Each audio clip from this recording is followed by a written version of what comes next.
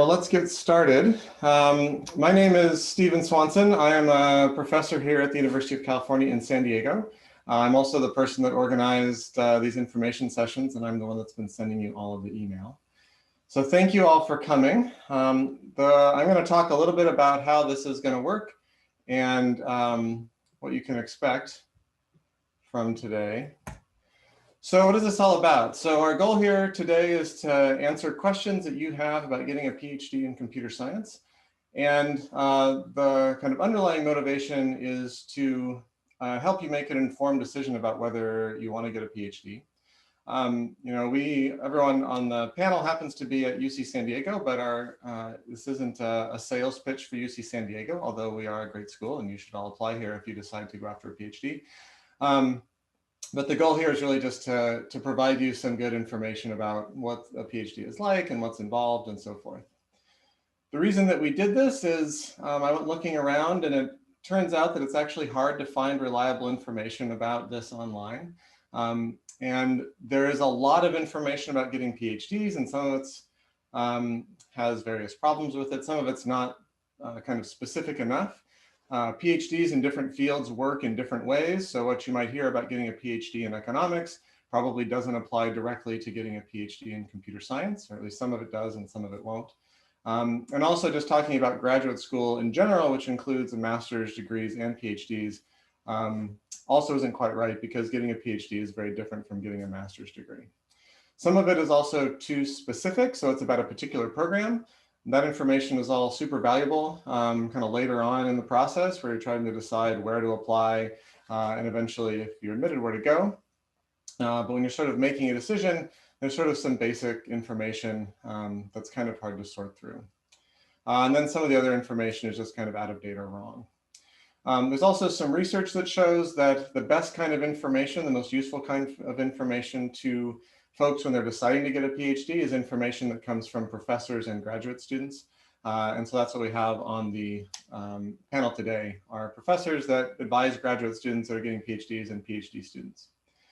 Also, I should say this is a big experiment. This is the very first time that we have ever done this. So we're going to see how it goes. So thank you for showing up, and also thank you for your patience. The way that this is going to work, so when you guys registered, you submitted over 600 questions about all different aspects of getting a PhD. I sort of sorted through those, which was very interesting. Thank you for typing all that stuff in, and sort of consolidated them into kind of a top 20 questions or so. Those were up on Slido as of a couple of days ago, and then people have added some more.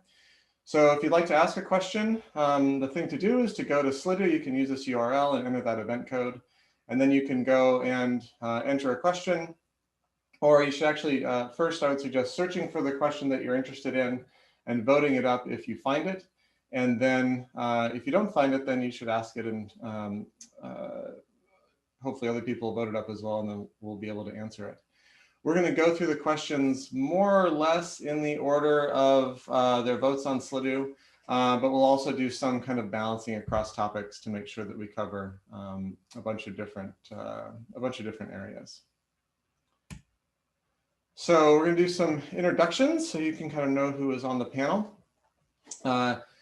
So we have, I think it's, 4 professors and 3 graduate students. All of them are PhD students at UCSD, and 2 other graduate students that are helping moderate the questions.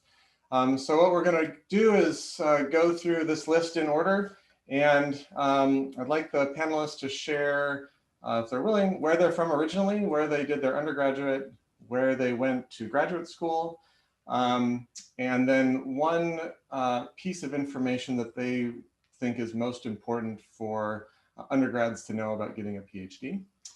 So I will start. My name is Stephen Swanson. I am originally from Idaho. I went to undergrad at a school called the University of Puget Sound, which is a small liberal arts college in Washington. Then I went to the University of Washington in Seattle to get my PhD, and then I came to UCSD in 2006. And the most important thing that I think people should know about getting a PhD is that the admission process definitely has a little bit of an element of randomness to it. So if you get rejected from somewhere, you should not take it personally. But if you get admitted to somewhere, I encourage you to take that personally. And you should also, because it's a little bit random, it means that you should apply very widely, because there's no guarantee that you'll get in anywhere. But you almost certainly get in somewhere. So next, I will hand it off to Leo Porter. Hi, I'm Leo Porter. I'm an associate teaching professor at UCSD. I'm originally from Missoula, Montana, and then my family moved to Pullman, Washington, which is where I spent most of my time when I grew up.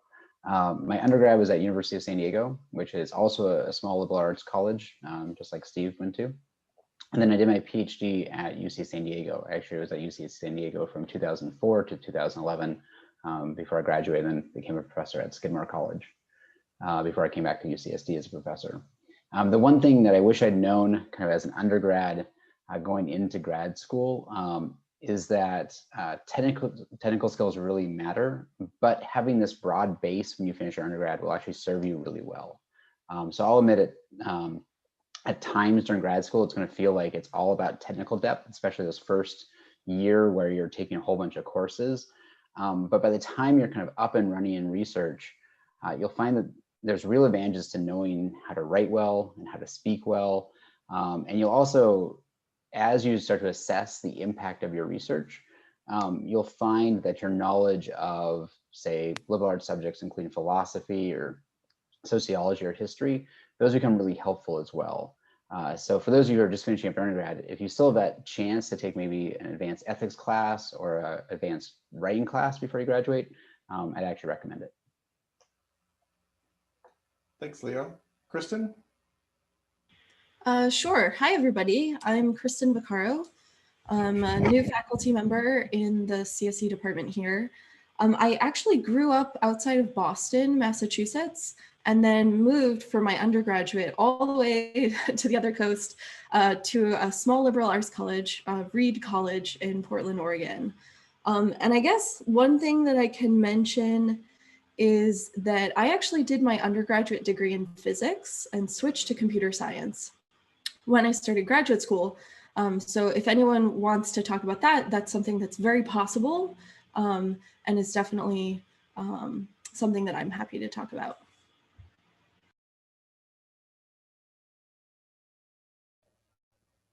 Nadia.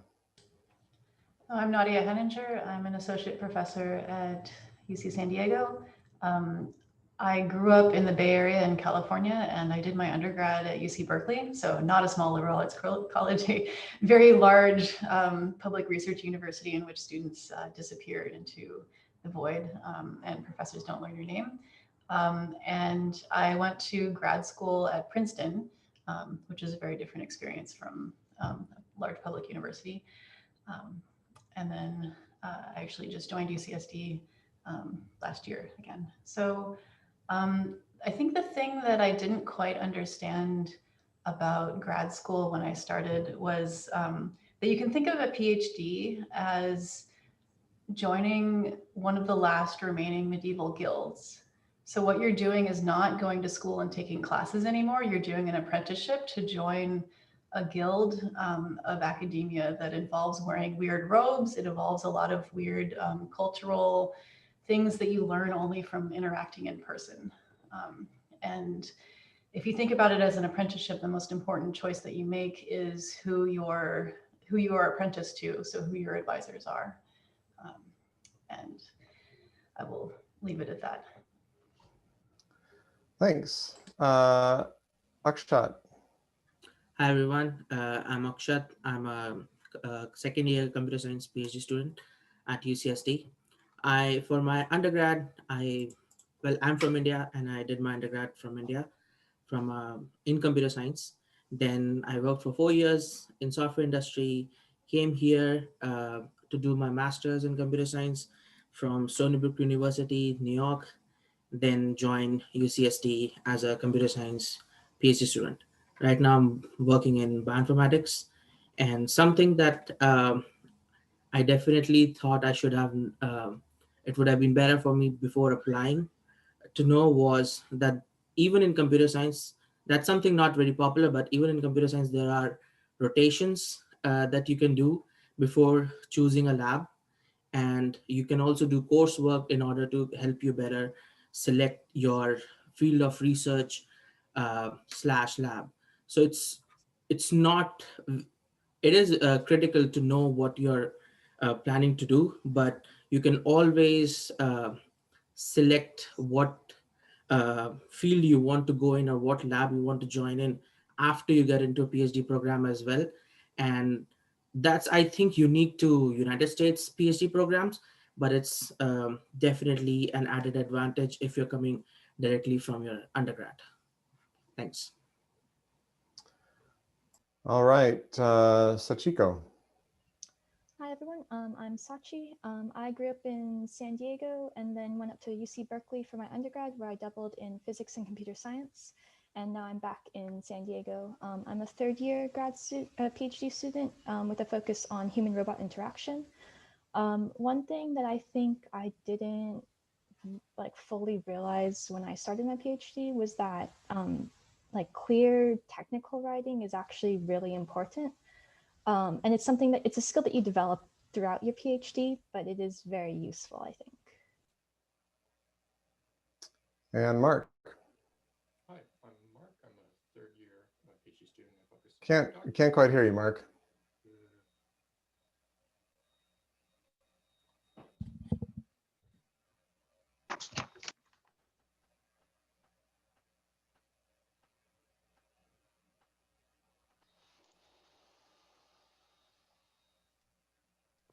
Is this better?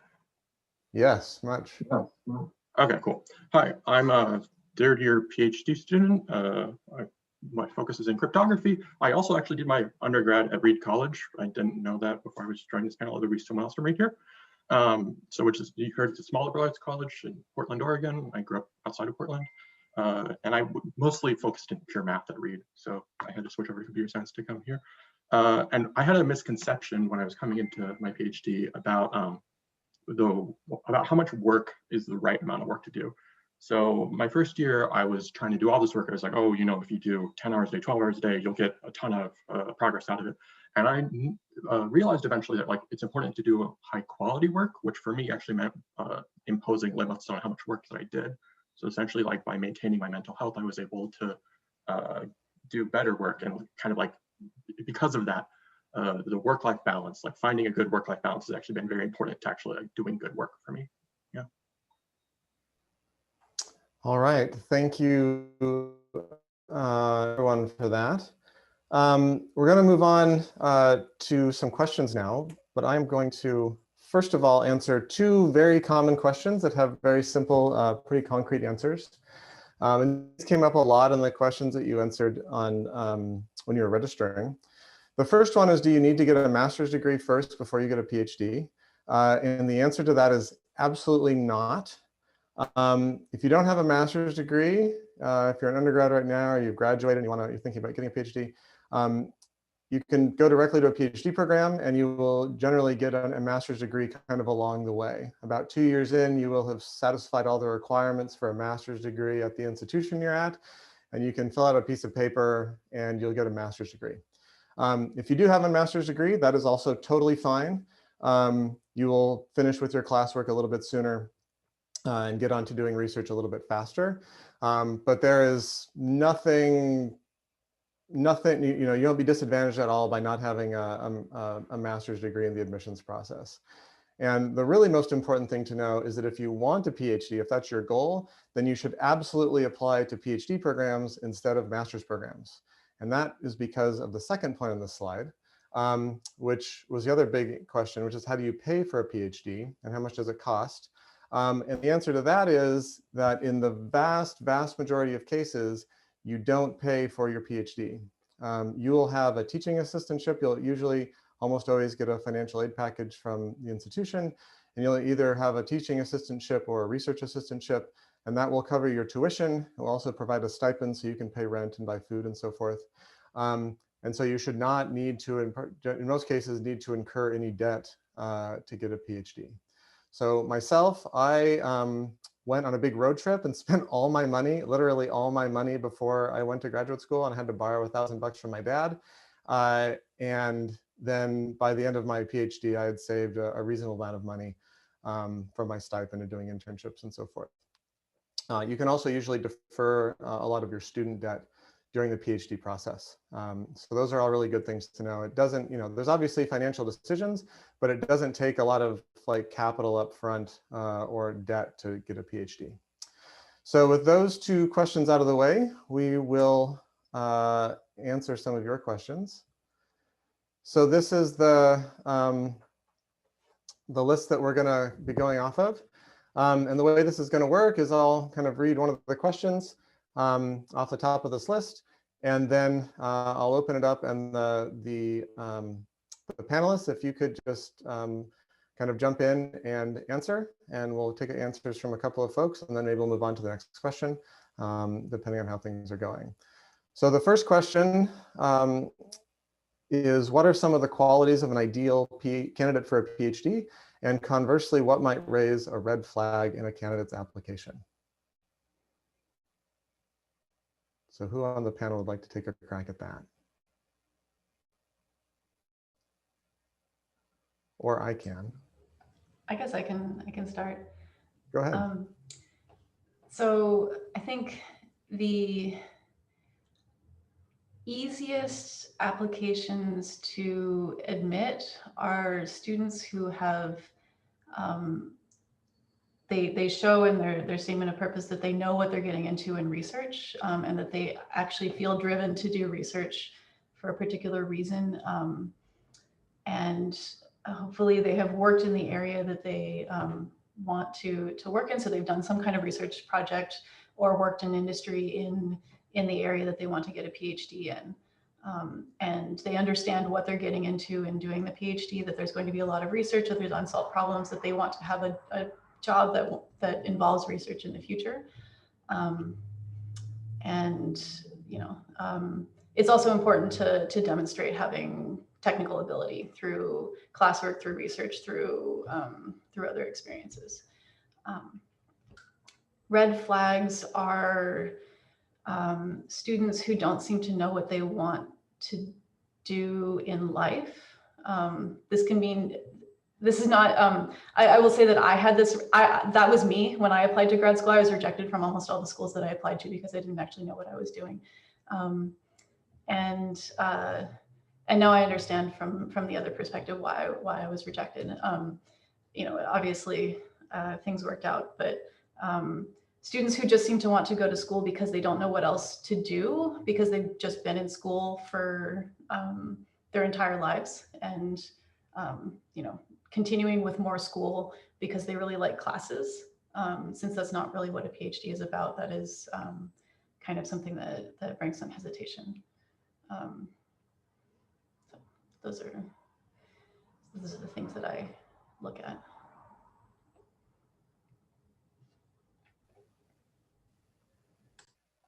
Does anyone else want to jump in?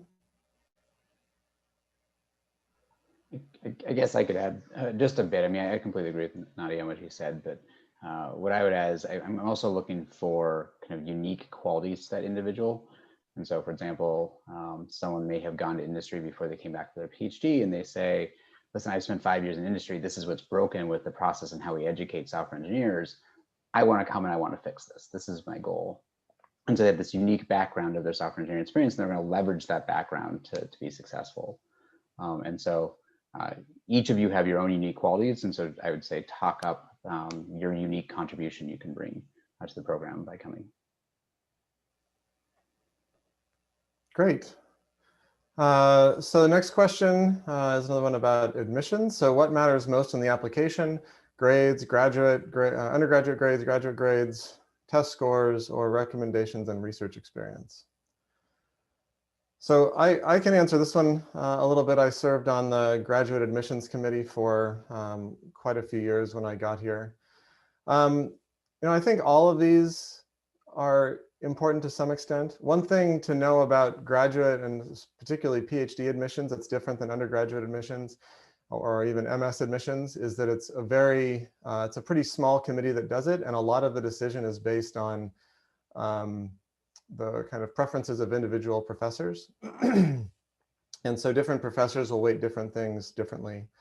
I will say that, most of the applicants at, highly ranked PhD programs will have pretty strong test scores. They'll have pretty good grades. The things that can really sort of make an application, I guess, a slam dunk or very easy to admit are, clear experience with research or really strong letters of recommendation, even in the absence of research, or places where maybe you're at a slightly smaller school, but you've done really well, and so it's clear that you're pretty ambitious and are kind of standing out among your peer group, whoever that happens to be. I'll chime in and talk about something that I didn't understand when I was applying as an undergrad. I didn't realize that at most schools, the way that admissions work, I guess I've been a professor at 2 schools and this is how it works. You were admitted by individual advisors, perhaps in a group, but there has to be an actual faculty member who says, yes, I want to admit this student, and in many cases is willing to pay for your first year. So it's not sort of an anonymous committee that goes through all of the applications and ranks them according to some scores of, oh, this person had a great GRE score, and oh, this person has a 3.8 GPA, and therefore they are here, and we're just going to take like the top end students. The way it works is very idiosyncratic, that like, a particular faculty member says, oh, I have funding for this many students, so I'm going to try to admit some number of students this year. I'm going to look through the applications of the students who specifically put down my name on the application and try to find people who want to be in my group doing research with me, or like in my area. And so there are thousands upon thousands of applications. And so it's hard you can't go through all of them.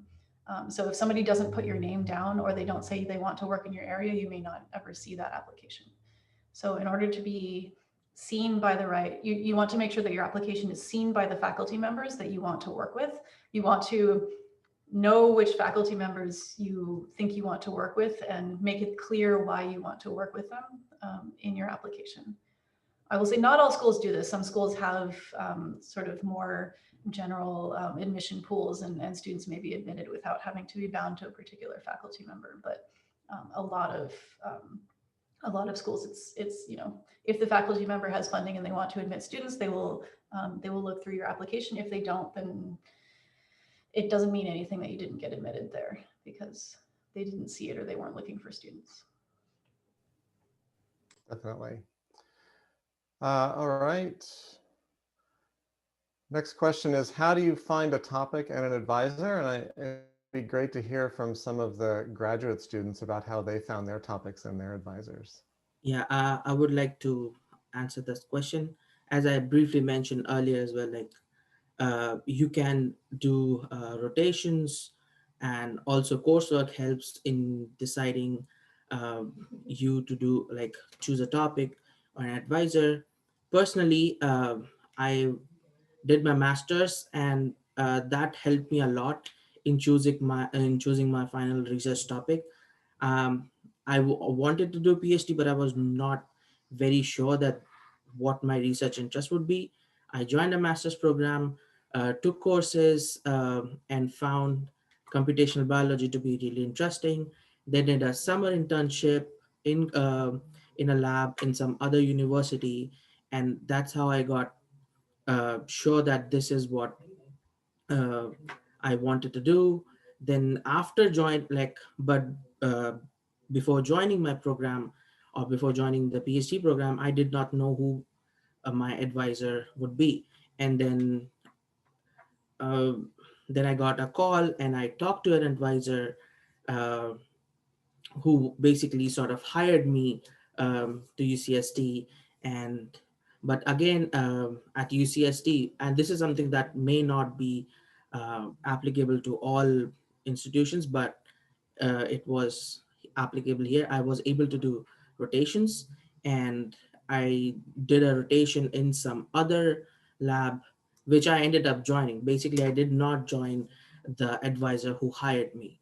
And that was because I was able to do a rotation. And I think that's something that's like very flexible and very helpful for students to do. Yeah. But in general, if there is no option of doing um, a rotation, you should definitely talk to the advisor before joining a program. Like there are always interview sessions or like greet and meet sessions before you choose to decide, before you decide to like join a program, and you should talk to the PhD advisor and their current grad students in detail about the lab before you decide to choose the lab. I can chime in a little here. So I was sort of lucky in that I actually had done a summer of research at the lab that I joined before I ended up applying. And there are a lot of opportunities for undergrads to do research over summer and get paid for it. I think it's like there's summer undergraduate research something through like the NSF. I forget exactly what it's called, but like look into opportunities like that, because those can be really useful in terms of figuring out like, is this actually an area that I enjoy doing work in? And, you know, whether or not you want to do stuff like that for the next like 5 or 6 years, right? Like Ascot was saying, I would also like try to email like grad students in the lab and maybe the professor if you can get them to reply. Just to figure out like if they like the lab, if they like the stuff they're doing, if they like the advisor, because that can be, they can give you a lot of insight into that. And so yeah, talking to those people can be really useful. One other really quick point on this that is worth mentioning. I completely agree with the things that have been said before, but when you apply to different programs, you'll be admitted under different advisors and they'll have different topics, right? So to a certain extent, how you find your topic and advisor depends on where you apply to and also where you get admitted. So like when I got admitted to places, there were just a number of different options and they did very different things. So I chose the topic that seemed the most interesting to me after talking through them with all the advisors. So you can choose by choosing different institutions as well. Yeah. Great, and the program that Sachi mentioned is called Research Experience for Undergraduates. You can search for REU through the National Science Foundation. They're fantastic. I did one when I was an undergrad. It was lots of fun. It's basically like being in mini graduate school for a summer, and you get paid and hang out in the dorms and party, and it's a good time. Next question. How does work experience as a software engineer factor in, or does it only count if you're part of a published research project? So this sort of comes back to, do you want to speak? I mean, I can talk about it a little bit. I did work as a software engineer between undergraduate and graduate, my undergrad and graduate program. But if you want to start. Go ahead. Yeah, so I mean, I think this will probably depend on kind of what area you want to go into and what your history looks like. But I would say in my experience, it is definitely helpful. And it doesn't necessarily have to be part of a published research project. So, you know, I was coming out of a physics program. So I, you know, had a physics degree, but then got a job as a software engineer, worked for a number of years. And when I was applying to go back to graduate school, I had some recommendations from faculty that I had worked with, but then I also had a recommendation from one of my coworkers, essentially from that experience. And they were able to talk about sort of my work, there. And, you know, I don't think it was a bad thing at all. And in fact, like this is a little bit answering the question from before, but I think if you're an applicant who is coming from, you know, having prior industry or work experience, not only do you bring some sort of like prior experience of that actual workplace, but it also is an indication about how seriously you take the idea of research. So you already have a job, like you're going to be walking away from a job. And so people, you know, at least I look at that and think that that indicates something about your seriousness. And I also say we're very much in the admissions process, you know, we'll take experience from anywhere, right? It's like, as Nadia said, it's very personal and we're all looking at individual files. And if, you know, if you've been building software that's right in our research area for 5 years in industry, like that's great. It doesn't at all need to be involved with the publication.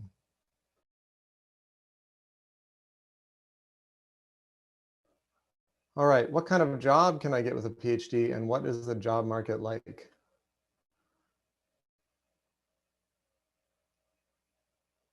Do any of the graduate students have a perspective on this from talking to their friends or what they're aspiring to do? So I have not thought too much about this yet because I still have a few years before I graduate. But some of my lab mates who are graduating soon and some of the ones who have already graduated, some of them went into like assistant professorships or postdocs, and others, so that's like the more academic route. And then other people went directly into industry. So I think one of them ended up working for like Sony. One person is thinking of doing something that's pretty different from his PhD and going more into like, I think animatronics design or something. And then one of my lab mates who's graduating now is looking into, I think, a mix of postdocs and industry positions, depending on what she can get. So it sort of depends on what you want to do, I think. But there are a lot of different paths you can take.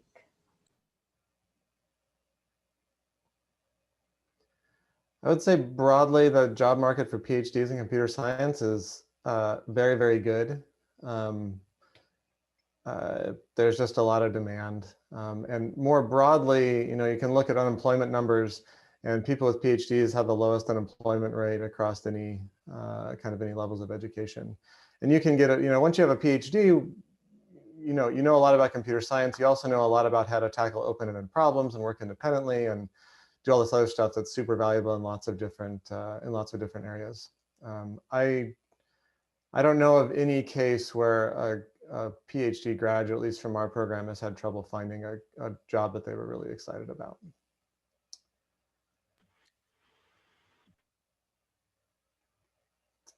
Next question. This is a very good question. How can I have work-life balance as a PhD student?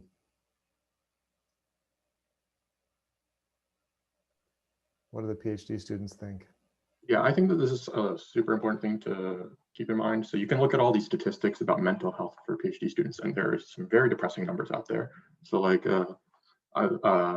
what I found is important is to have like a schedule, which both means like a schedule where I work and then also a schedule where I do things that aren't work explicitly. So like I bike every day, right? So it's both exercise and I like biking, and I always make time for biking every day. Normally that's because I commute into work. So it's like, you know, you have to. But even during coronavirus, I've been biking every day, and I found that to be really important for my mental health. In general, people like, there are going to be times that you're going to have to work a lot, but it's usually right before paper deadlines. So times outside of paper deadlines, if you just work consistently, you can fit in other stuff as well. Yeah, I agree that like paper deadlines are definitely high workload, and like I tend to, you know, work quite a bit extra during those, or maybe not sleep quite as much. But in general, like it's pretty, like I have a pretty good work-life balance on that front. Like one of the things, because in undergrad I definitely didn't, and I spent almost all my time just doing school stuff. And so one of the things that I knew coming into a PhD was like that I needed to make sure that I had more other stuff that I was doing that wasn't just work. And like Mark said, I think that exercise is probably a pretty important part of that. I'll jump in there. I think it's also a good thing to talk to your PI about. Like if, like when you get into programs, it's a good thing to ask a PI, like how do they feel about work-life balance? How do they kind of continue to perpetuate a culture that allows students to like take a break from work and stuff like that? So that's definitely a good question to ask. it's also good to ask if you're considering joining a particular group, see if you can talk to other PhD students in that group, because they will know. And you know, often they will be forthright with their opinions about how that works in a particular group. And it varies widely by professor. Just like admissions varies a lot by professor, you know, what your experience of graduate student life is like also depends a lot on who your advisor is. And you know, there are some advisors that have group meetings on Saturday, and I personally would not choose such an advisor. And you're totally within your you know, rights and maintaining your mental health to do that. I'll just quickly add, you should, along those lines, talk to the students of your advisor, prospective advisor, before accepting. So chat with the students, find out what their lives are like before you accept an offer from that school to work with that advisor. And you'll usually have a chance to do that during, like, they have visit days. After you're admitted, you can go and visit the university and hang out with the graduate students, at least when there's not a pandemic. And I think like one other aspect of that to think about in terms of work-life balance is thinking about what your goals are for your family life. So I just graduated, you know, I recently graduated and left a group where 3 of the most recent 6 students all had children during their PhDs. So working in a group, if that's something that's important to you, where that's, you know, supported, can be, you know, can be part of your decision as well. And I'll also share an observation I had when I was a graduate student. And I wasn't married, I didn't have any kids when I was a graduate student. But there were people who did have kids and were married. And their experience in graduate school was a little bit different. Like they came in and they worked roughly from like 9 to 5, but they actually worked the whole time. And I worked from like 8 to 11:30, but I would go and play in foosball and, you know, go to lunch for an hour and a half. And that was all very fun. But, you know, those folks were just as successful, in some cases more successful than the folks that, you know, just spent their time looking for free food in the hallways. So you can totally do it and have a good work-life balance. It just, you know, as in a PhD and everything else, that takes some effort and some kind of intentionality to make it happen, but it is totally possible. All right. Should I still apply if I don't have any research experience? I see lots of nods.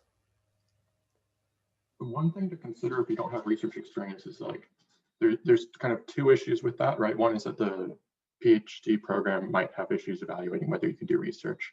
Of course, you can get over that, but like a bigger issue that you should consider is like, what if you don't like research, right?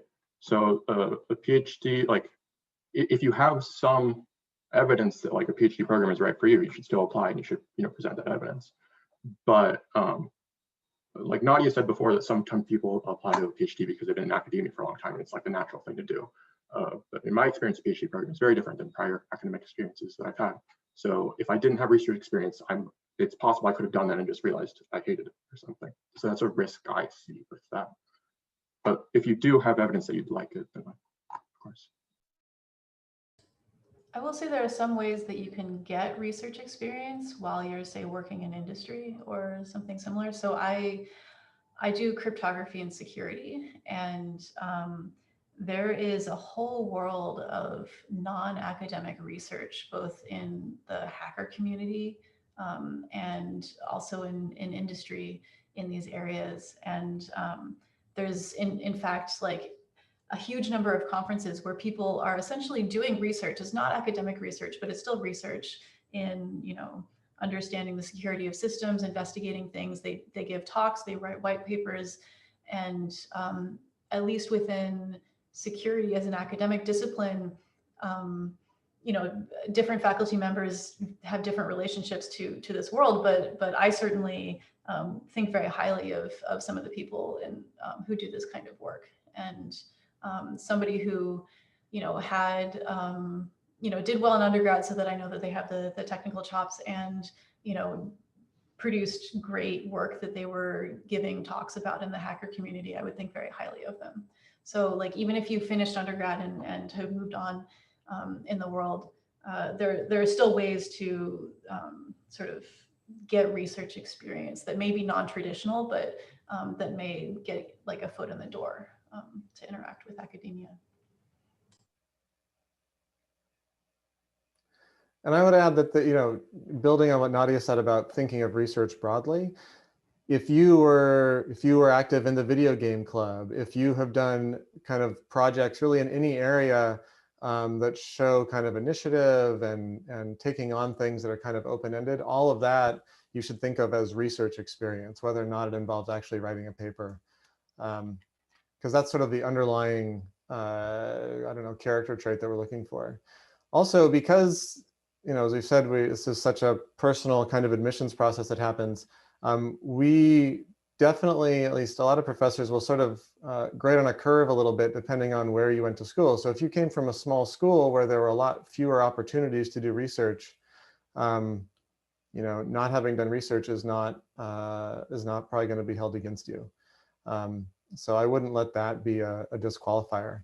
This has been said by lots of people in lots of places, but if you don't apply, then you're guaranteed not to get in. So let the students or let the schools kind of evaluate whether or not you should apply or go to a PhD or be admitted there, rather than disqualifying yourself by not applying. All right, lots of people asked this next one as well. Uh-oh, what did I do? Well, the question was, can you get a PhD part-time? And I'll try to get it to reappear up here.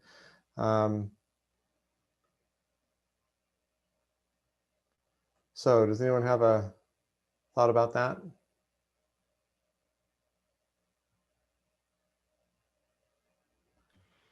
It seems like it would take a really long time.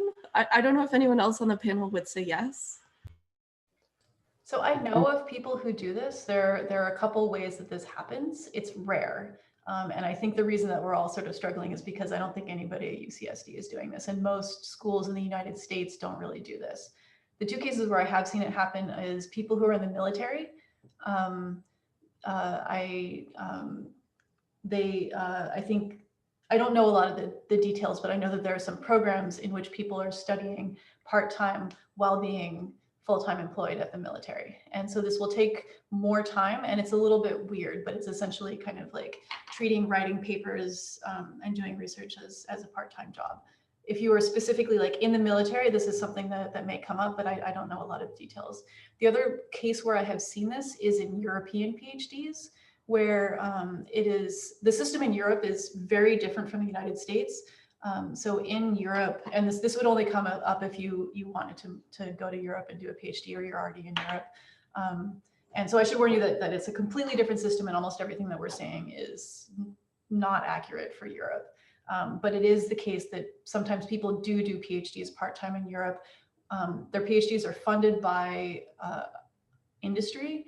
And so they're working in industry while producing papers on, say, some specific topic that the company who is funding their PhD wants them to work on. And so there's a sort of formal collaboration between the university and the company.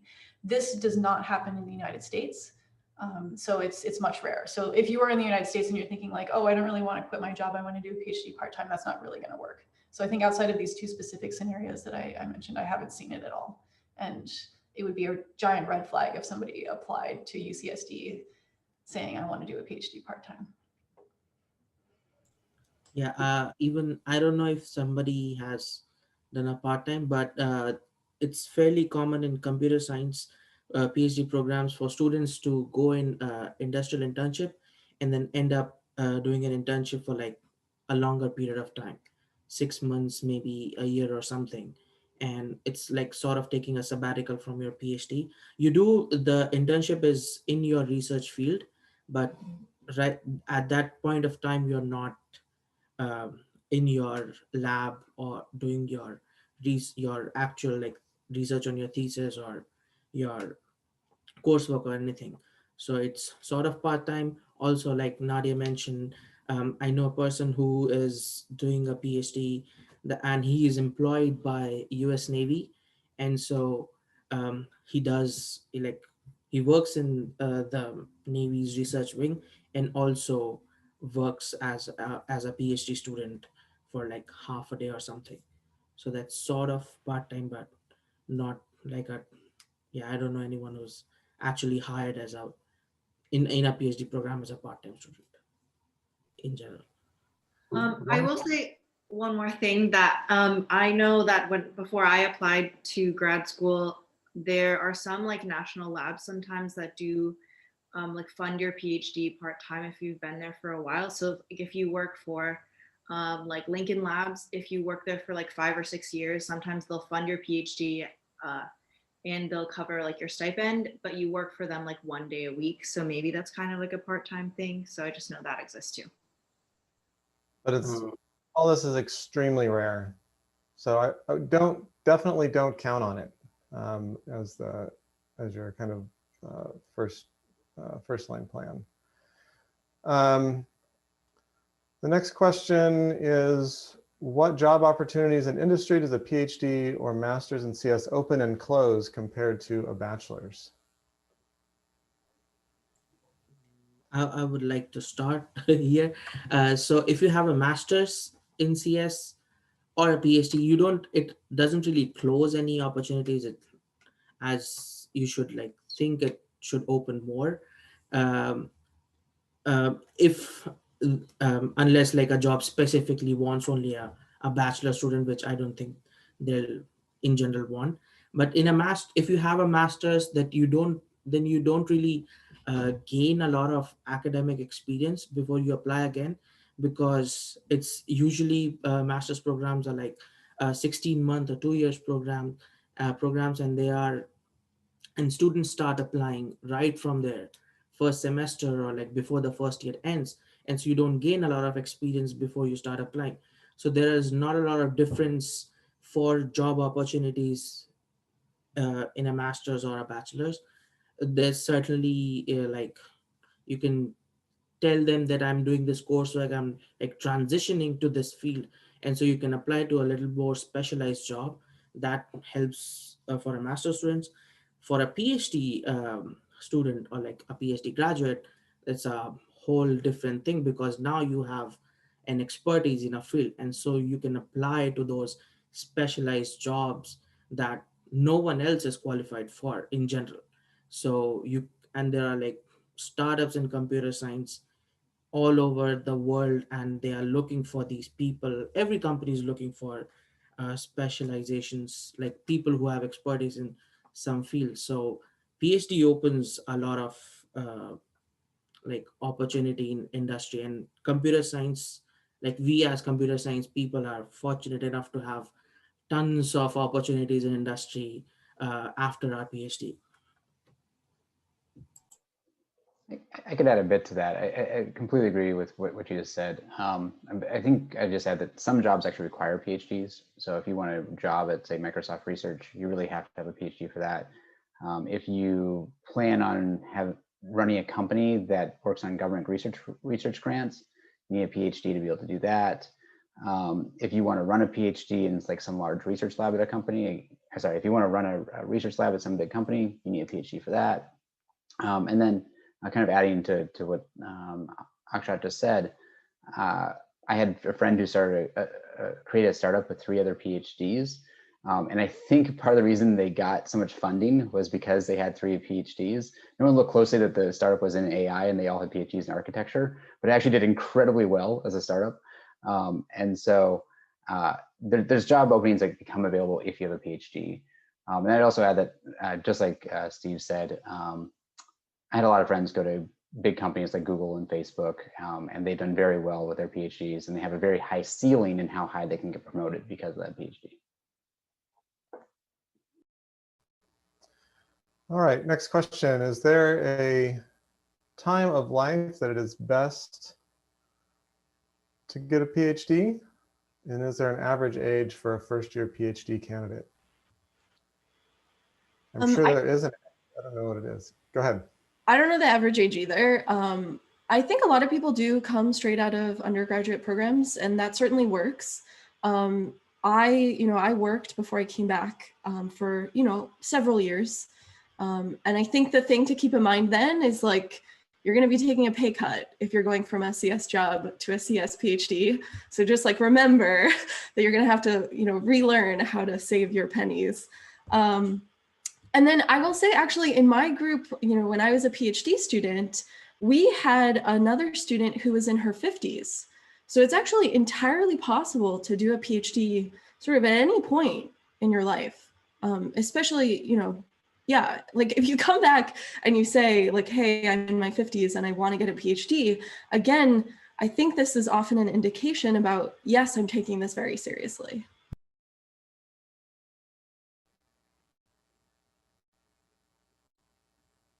Does anyone else want to go ahead? So I think one thing that's bringing up for PhDs is that in like prior levels of academia, so, in your undergraduate, like especially, a lot of things kind of like, a lot of times people separate their social circles kind of into, what year you are in the program. And then that's usually like highly correlated with age. So you'll get a bunch of people of the same age hanging out. And it's not really my experience in the PhD that much. Like you still like know the people in your cohort, but in general, you get separated into kind of like your research areas. And like, in my area, that means that you're like, right now in particular, that means people are in like their 20s to early 30s. But for the most part, like I don't know everybody's age in the program. The people whose ages I do know, it's just because they explicitly mentioned it. And people who I thought were a certain age when they mentioned their age later, I guessed wrong. So it's like, in general, if you're in like your 20s to early 30s, like you won't stand out at all. That's what I would say. The implication is that you will stand out if you are sort of beyond your mid 30s. There's the reality is that there's a lot of people who are kind of in their late 20s in grad school. And so if you are in your 50s and you have children and you're married, you will be in a very different stage of life from most of the other people in among your grad school colleagues. Yeah, I would like to add something. So I started my PhD at 29, and I definitely felt a little bit like old because most of my peers were 22, 23 years old. But it also adds like there's a lot of benefit to that, and because you have more experience and you're more clear as to what you want to do with your, like you're more motivated to do a PhD as well. So there's no bad time to apply. Whenever you feel motivated enough to do a PhD, definitely apply at that time. Yeah.